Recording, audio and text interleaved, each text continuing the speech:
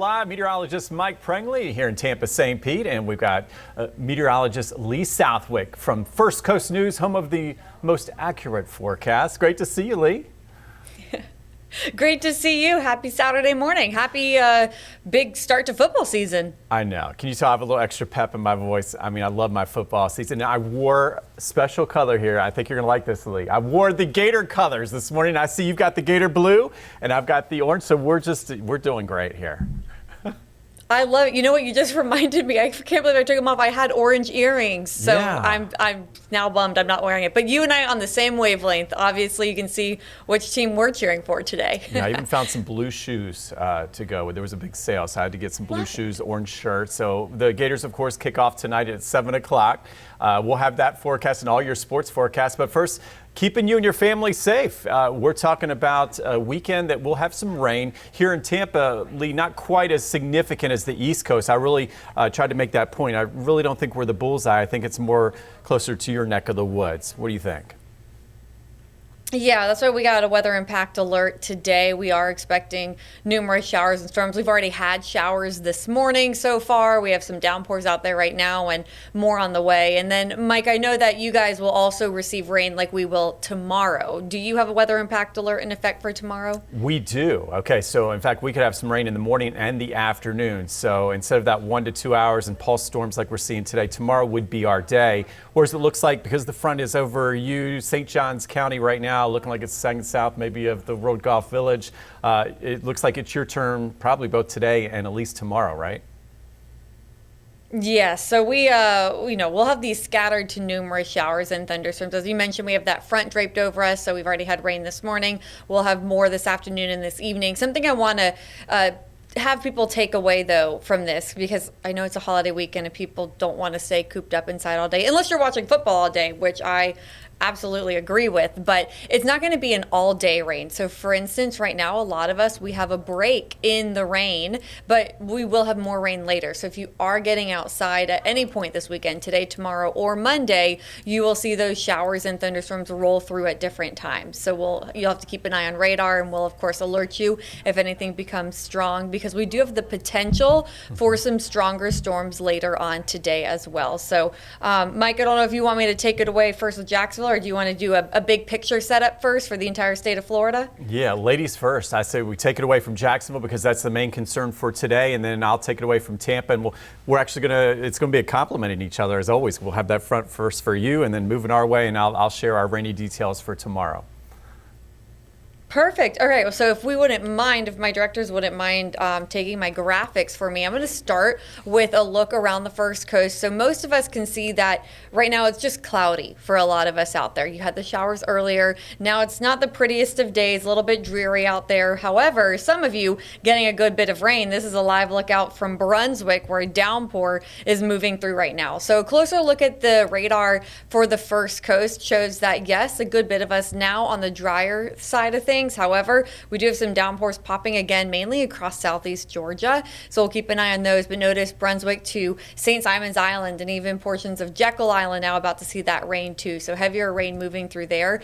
And then we have a few spotty, well, I'll say isolated sprinkles popping up across places like Nassau County, getting close to Duval County. And we've been keeping an eye on Flagler County too. So right now, as mentioned, we have that break, but more rain on the way, not only today, but tomorrow too. So we have weather impact alerts in effect for both of these days, today and tomorrow. Waves of rain and storms, not an all-day washout, but when the rain arrives, it could be heavy. We could have these downpours out there that could lead to the potential of isolated flooding, ponding on the roadways, low-lying areas, seeing that rain and that water collection, especially tomorrow if the downpours pop up where we see downpours today. So a double whammy there. That's when you could get some of that flooding. But also today with the thunderstorms that pop up later on this afternoon and early this evening, they could potentially be strong. We'll have to watch out for gusty winds, maybe even some water spouts. So if you are outside today on the boat, going to the beach, you have to keep shelter nearby. You have to be able to move inside quickly. If you see one of those thunderstorms moving towards you, if you hear thunder,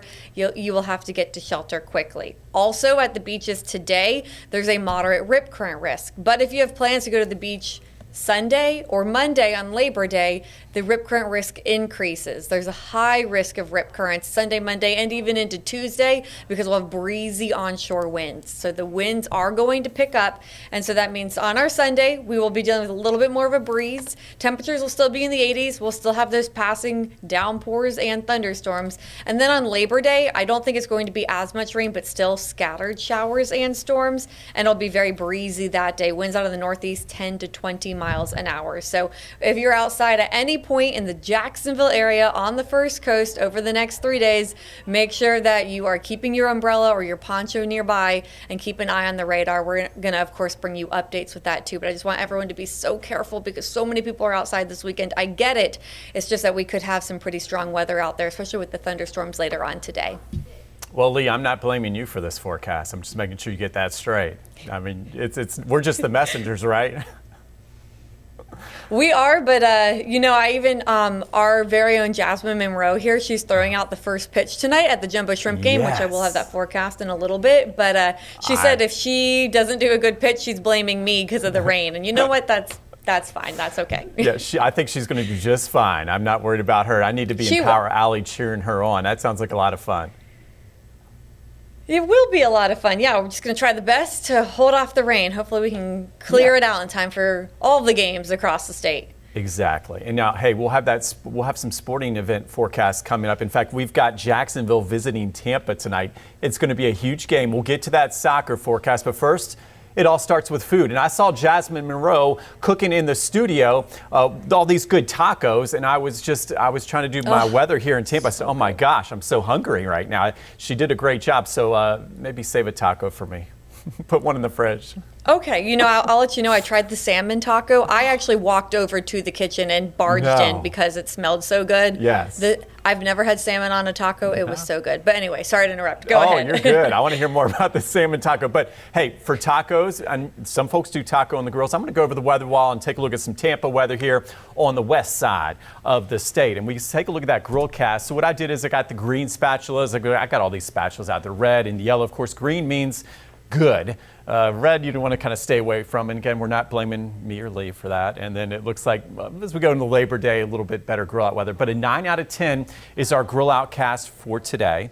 All right, that's for Tampa. Now, if you're in Jacksonville, it's going to be more like the 3. But that front in Jacksonville coming our way is going to bring us down to a 3. All right, we're not blaming Jacksonville either. But Sunday, we will have to be more flexible with when we fire up the grill and light the grill and get ready. Maybe that salmon taco sounds really good. And then on Monday, we're back up to a 6. That front kind of settles south, kind of relaxes a bit. Okay, so I think as we go into Monday, looking good. We're not going to have that northeast wind off the ocean like they are on the east coast of Florida. So I still think you get a northeast wind in Jacksonville area, it's tough to stay dry. So for us, at least, I think we'll have more dry hours on Monday because we're on the opposite side of the state. We take a look at our tradition we've started here on the weekends, the skew teas. All right, so there you go. You got Jacksonville versus Tampa. And right now, Jacksonville is winning big as far as a saturated atmosphere as we go through today. And that's why Lee's calling for rounds of rain and why there's a weather impact alert for 2 days in a row. And then you check the Tampa skew teas. Yeah, not quite as moist. In fact, the PWs dropped from about 2.3 in PW's fuel heavy rain events to only about 1.7 here. So the higher that number, yeah, that means more likelihood you can get some more of those downpours and some possible localized flooding and things like that. Still can't rule out a strong storm or two here in Jacksonville. That's a lot of effective wind shear we'll be watching this afternoon. The question is, how much instability will there be to work with? If we can pop some sunshine out there, and maybe in sections of Lake City to Putnam County, we'll keep an eye on it. But for now, we're talking about rain as the big thing for Jacksonville. And here in Tampa, of course, we're watching just these brief isolated showers, more of our pulse type showers or storms that aren't going to last long based on these atmospheric profiles. So what Lee and I do before we get the forecast together, we look at all levels. We look at the ground, we look at the 5, 10, 20,000 foot sectors and come up with a forecast. And here's what it is in color. Okay, it's almost like going to color TV from black and white, right? So we got beautiful colors, not so beautiful for outdoor plants. So we talked about the Jacksonville Jumbo Shrimp tonight. There's a lot of moisture around Duval. So where you see the deeper oranges, that's what's going to feed your heavier rain event. And then you go farther south here in Tampa, we got a little bit of drier weather to work with, right? Because we're not as close to the front. We're not getting as much lift or moisture in the atmosphere, and that's why we've kept our rain chances to 30%. We're holding off on that weather impact alert till tomorrow. Sound good? Okay.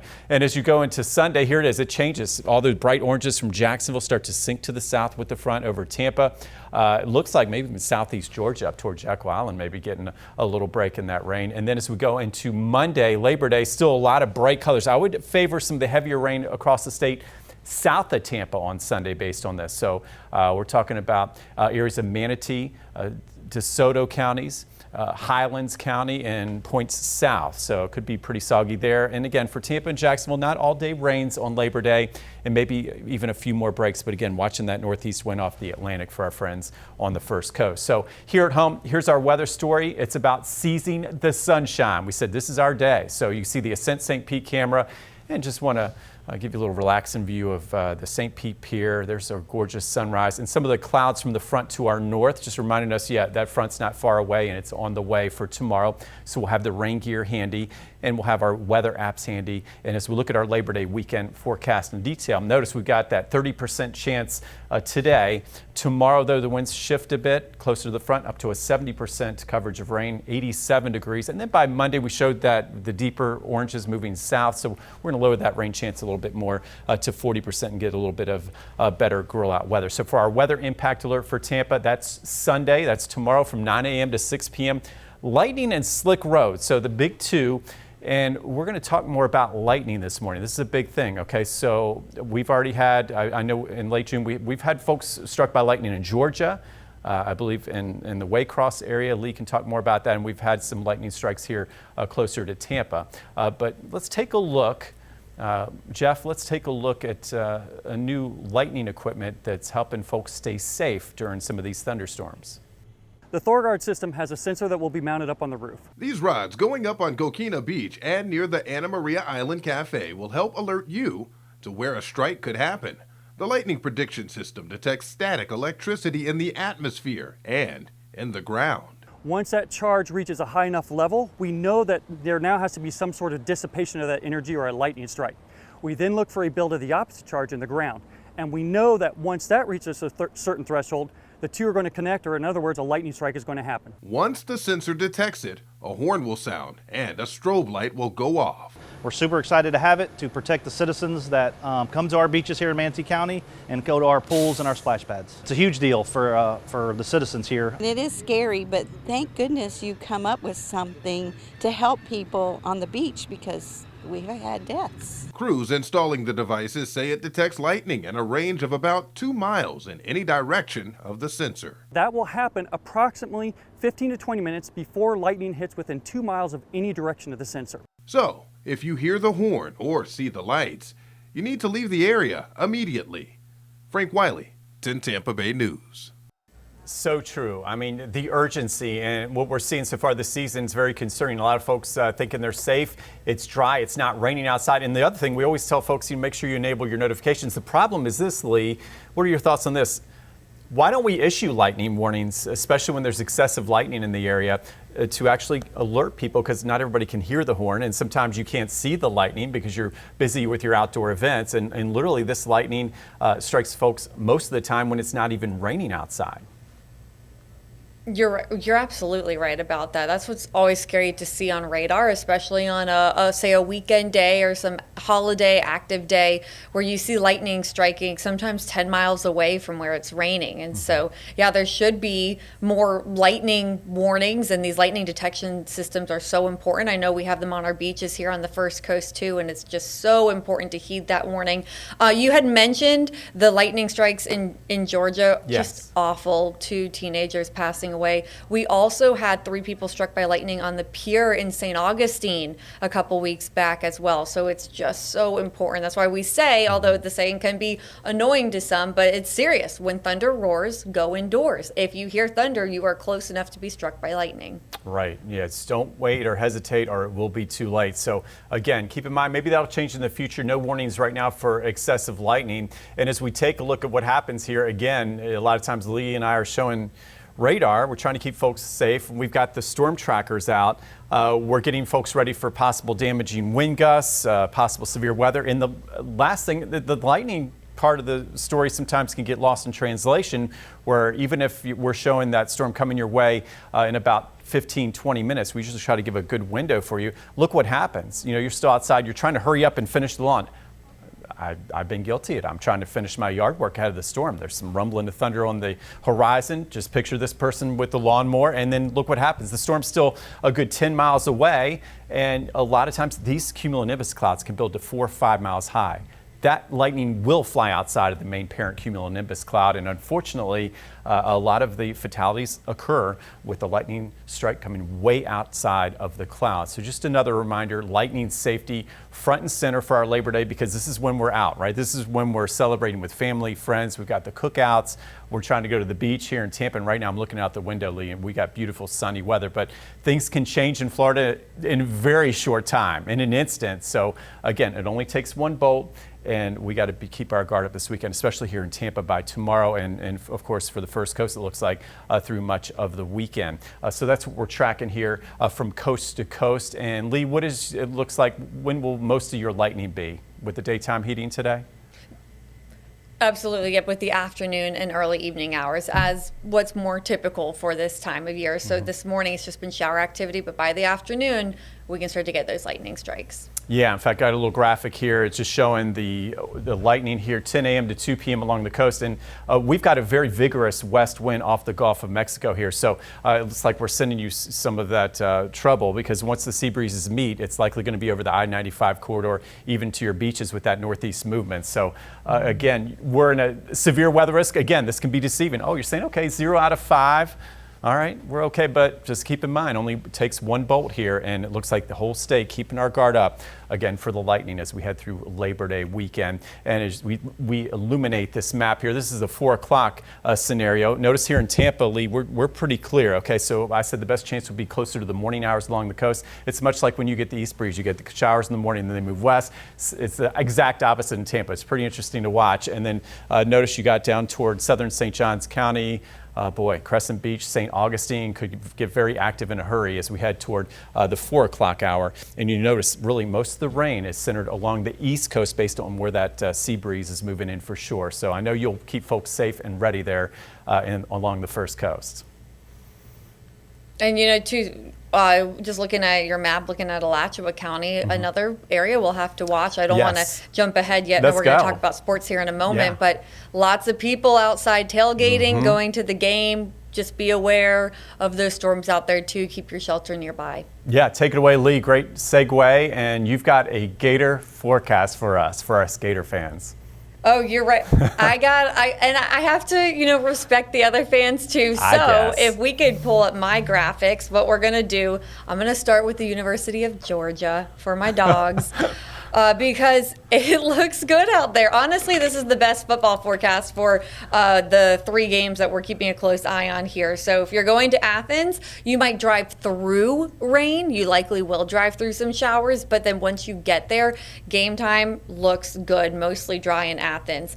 We go over to Tallahassee, Florida State University. You can see the cloud cover out there. You guys will have showers around during your kickoff 3:30 as well. And then we're also keeping an eye on Gainesville. Right now, you see some of those clouds out there, and we will have the opportunity, unfortunately, for some thunderstorms later on today, afternoon and evening hours. So here's a look at all 3 games, and as mentioned, Athens is the best forecast. So 82 degrees at kickoff at 3:30 in Tallahassee, and all the Bama fans. We have lots of Bama fans here too, likely traveling to Tallahassee. 82 degrees and some showers around, and traveling along I-10 from Jacksonville, or if you're going north on I-75, just watch out for those showers out there too on the road. And then for anyone heading to Gainesville, we'll have to keep a close eye on the thunderstorms too. But at least, Mike, at least the temperature is not too awful. We have had some brutally hot first season games that we'll have to tell me about today at least. Yes. Yeah, I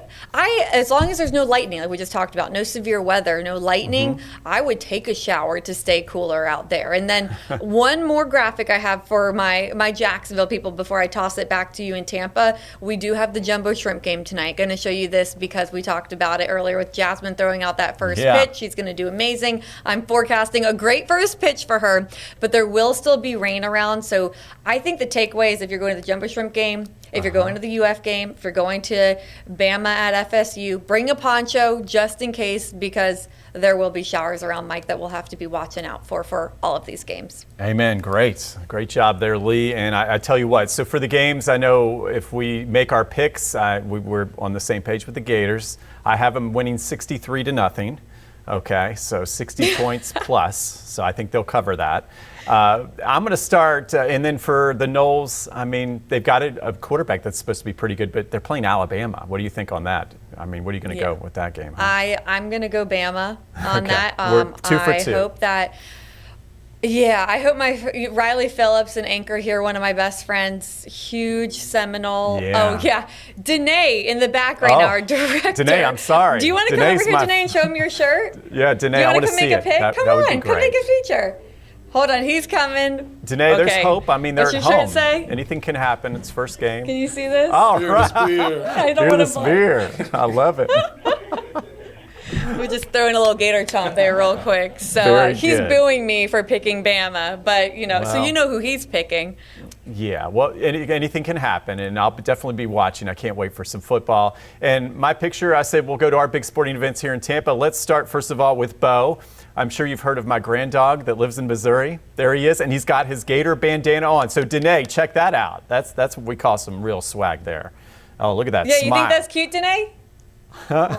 Okay, he says he loves it, so that's Okay. good. Yeah, you can't be mean to a dog.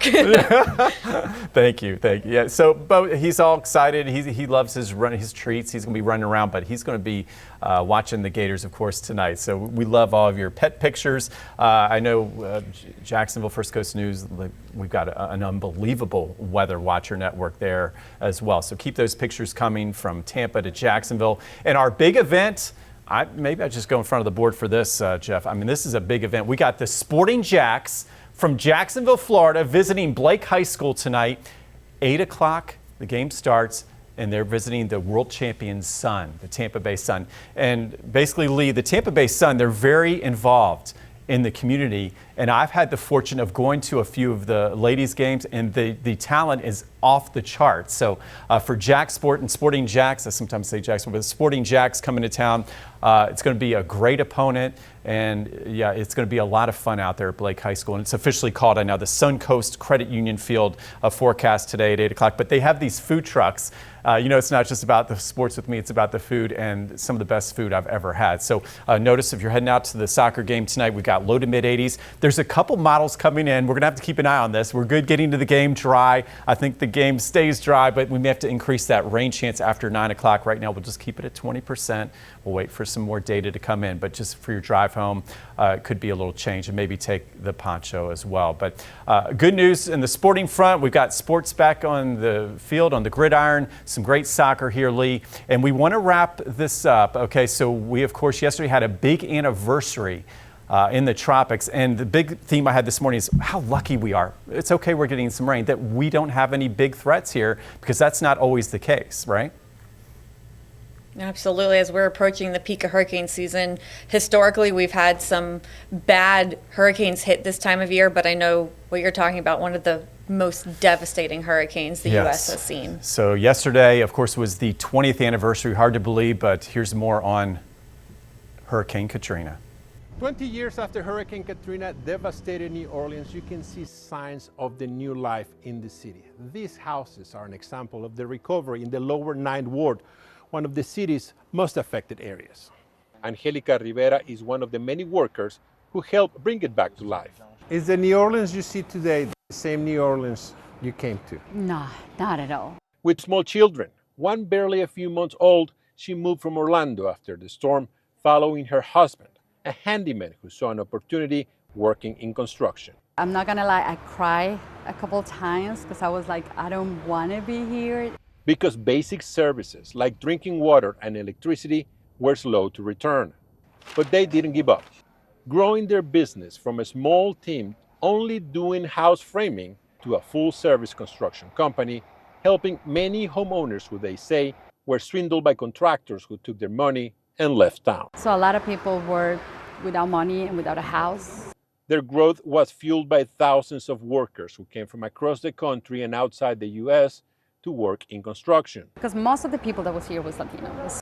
who worked in difficult conditions, battling the intense heat and humidity to rebuild this iconic American city.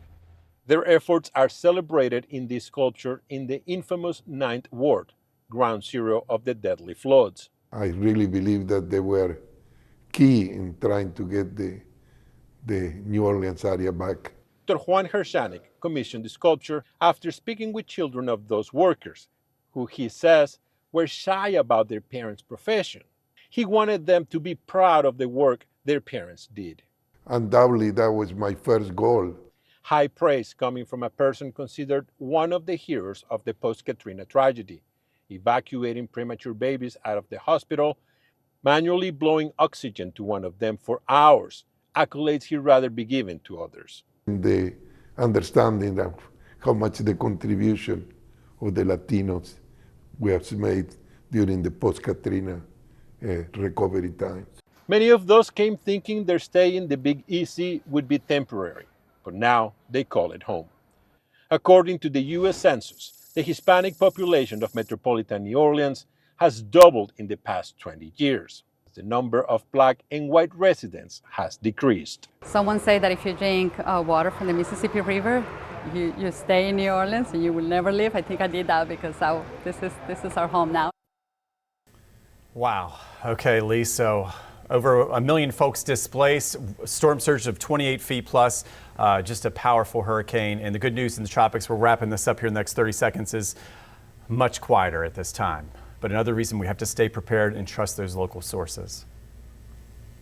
Always have your hurricane plan ready to go, just in case. Good advice. And thanks, Lee. And of course, in the tropics right now, we have a wave we're watching coming off Africa, a very low chance of development. And I think as we head toward the peak season, the second, third week of September, things will pick up. So stay prepared, stay tuned, and of course, have a wonderful Labor Day weekend.